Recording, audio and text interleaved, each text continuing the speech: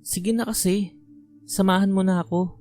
Gusto ko lang makita ng personal ang mga painting doon. Naglalambing na tinig ni Jane. Kausap ang nobyo niyang si Alex. Ang tinutukoy ng dalaga ay ang lumang bahay sa katabing probinsya. Matagal na itong bakante at walang nakatira. Ayon sa mga usap-usapan, ay 3 taon na raw buhat ng lisanin nito ng mga nakatira roon. May mga sabi-sabi pa na sa isang kwarto raw ng bahay na yun ay may koleksyon ng mga painting na ipininta mismo ng dating may-ari ng bahay na yun.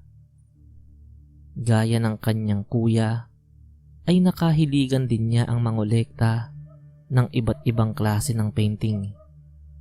Mahal man o mura ang presyo, ay kaagad niyang binibili kapag nagustuhan niya ito. Matagal na ang kanyang pagnanais na makapasok sa bahay na yun. Kaya nga lang ay wala siyang pagkakataon.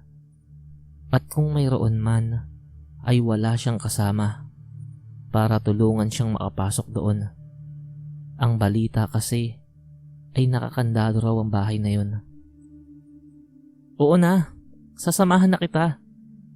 Ano bang meron sa mga painting doon at gusto mong makita ang mga yun? Ang sagot ng binata sa kanyang kasintahan. 2 taon niya ng kasintahan si Alex. Nakilala niya ito sa eskwelahan nila at magkaklase sila sa isang minor subject. Pareho silang nagpakita ng motibo sa isa't isa. Kung kaya't wala pang 1 buwan na sila ay nagkakilala, ay nagkaroon na agad sila ng relasyon. Sa 2 taon ng kanilang relasyon, ni minsan ay hindi niya nakitaan ng binata ng suporta sa kanyang hilig na pangongolekta ng mga painting. Hindi rin ito kakikitaan ng pagkahilig sa art. Hindi mo kasi ko naiintindihan eh. Painting ang isa sa nagpapasaya sa akin. Nakangusong tugon ng dalaga. Oo na nga, di ba? Sasamahan na kita. Sabi ng binata habang nakasimangot. Bukas ng umaga, daanan kita sa boarding house mo. Nakanguso pa rin ng dalaga. Oo na. Mabilis na sagot ng binata. Sabay dampi ng halik sa pisngi ng dalaga bago ito umalis. Pagdating sa bahay ay hindi kaagad nakatulog si Jane. Naiisip niya pa rin na ilang oras na lang ay makikita niya na rin ang mga painting na matagal niya nang nais makita. Ito ang matagal niya nang gustong mangyari. Tila isang pangarap na matagal na niyang inaasam. Mabilis niyang inihanda ang mga gamit. Inihanda at inilagay niya ang martilyo at ibang bagay na naisip niyang maaaring magamit kung sakaling nakakandado nga ang pinto ng lumang bahay na kanilang pupuntahan. Nakatulog ang dalaga na may ngiti sa kanyang mga labi habang iniisip ang lumang bahay na yon at ang mga painting na maaari niyang makita roon. Kinaumagahan ay maagang naligo si Alex at saka nagbihis.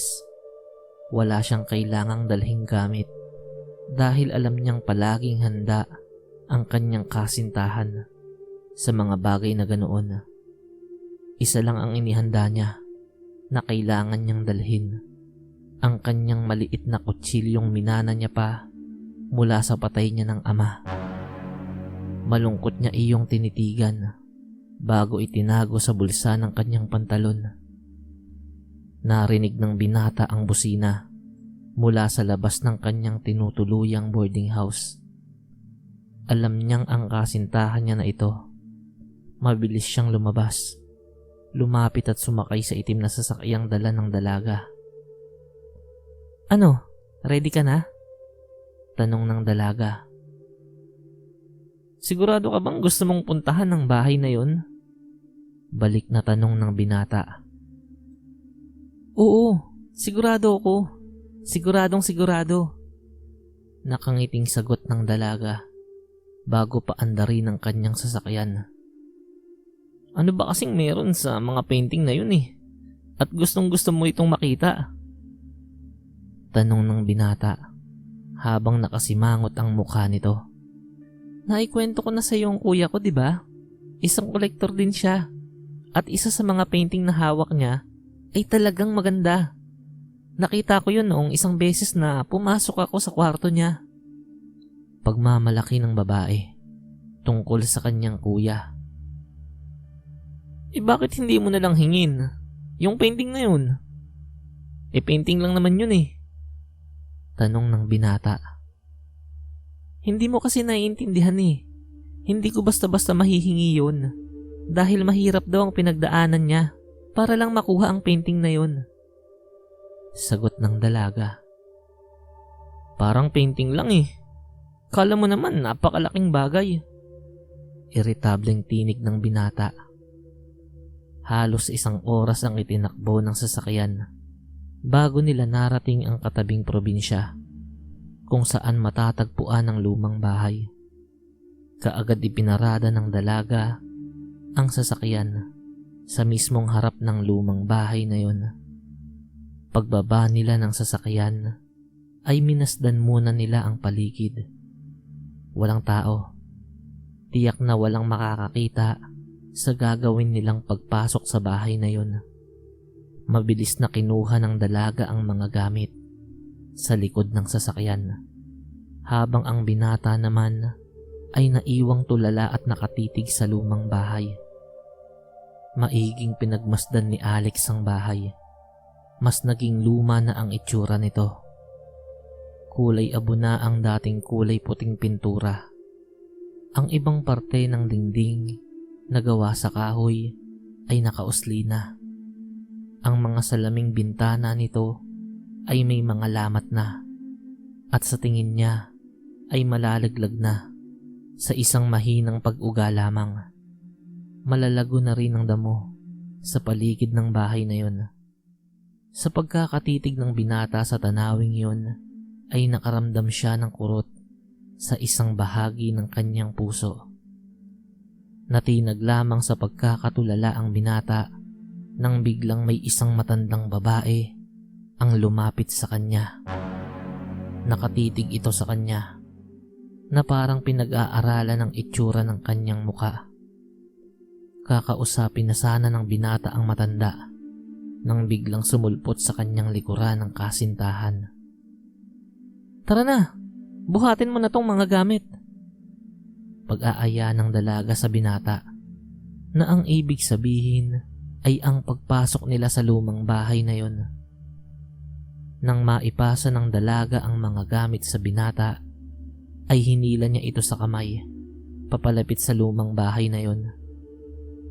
Katulad ng kanilang hinala ay nakakandado nga ang pinto ng bahay na yon.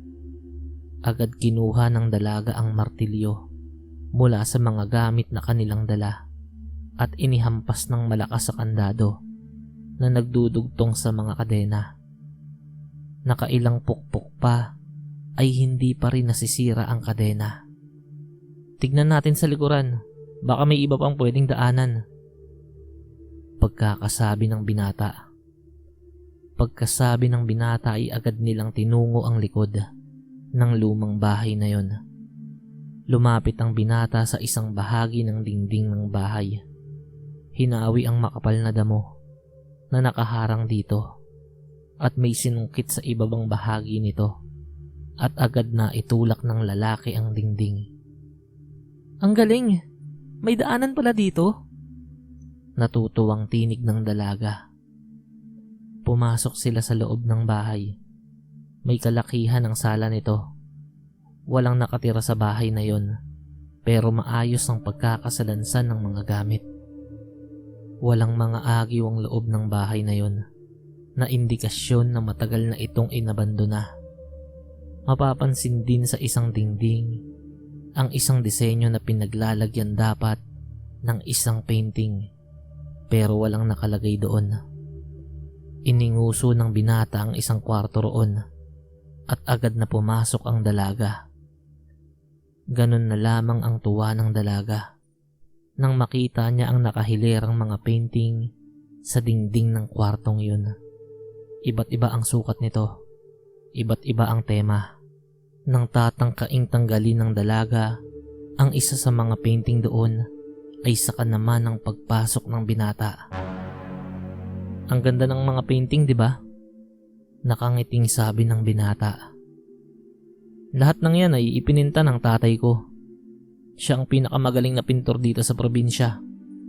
Kaso nga lang ay wala na siya. Pinatay siya. Pagpapatuloy ng lalaki. Anong sinasabi mo? Balik na tanong ng dalaga. Nakita mo ba yung malaking lalagyan ng painting sa sala? Ang dating nakalagay doon ay ang pinakamagandang ipininta ng tatay ko. Kaya lang ay ninakaw yun. Sa totoo lang, wala akong pakialam kung nakawin yun. Dahil painting lang naman yun eh. Pero kitang-kita ko kung papaanong pinatay ang tatay ko. Pinatay siya ng kuya mo.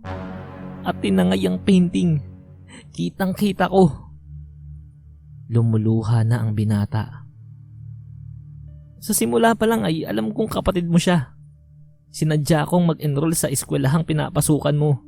Nang sa gayon ay mapalapit ako sa iyo. At mabigyan ako ng pagkakataon na makita siya.